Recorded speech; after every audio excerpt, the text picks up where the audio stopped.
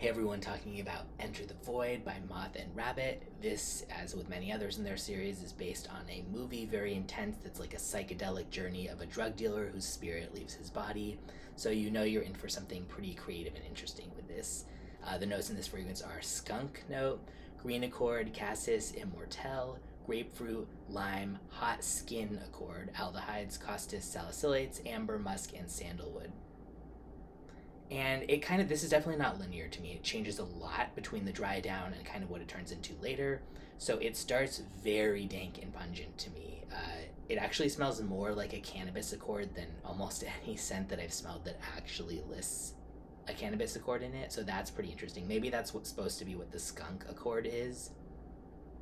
But it's not even like the most earthy, diesely kind of strain type of weed accord or anything. To me, it's more like a Blue Dream type. It reminds me a little bit of Blue Dream by Zyrina at the opening. But yeah, very animalic, but not in like a civet or even castorian way. There's just something, it's more like the dank and pungency part of it just feels animalic. It's also green, citrusy, sort of, has some freshness, very musky, but not. But for some reason, it doesn't bother me the musk here so much because it's just there's so much different stuff going on that just kind of lifts everything. Same with the aldehydes, it just kind of lifts everything, so it's all just floating around you. Yeah, a little bit woodsy, bitter greenness there from like the cassis and some of the kind of lime and grapefruit tart as well. And then also when it starts to dry down, it gets a little bit calmer and more of like some soft florals type of scents come in. A little bit more ambery.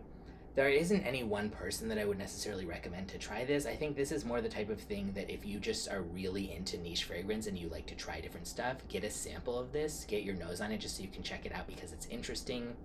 I don't know who or when an occasion would be that would be really appropriate to wear this in around other people, but if you just really like interesting stuff, you like the idea of a sort of cannabis, but also like that kind of weaves in and out of other interesting accords, yeah, check it out. I'll put a link in the description where you can get a bottle or sample. It's $165 for a 50 ml. If I was just going off of by like a scent, like does this really smell pleasant and do I want people to smell this on me? No, I don't think that would be worth it, but it's very artfully done, so I think it is if you end up liking this really type of avant-garde, interesting, cool type of scent. So if you've tried it, let me know what you think.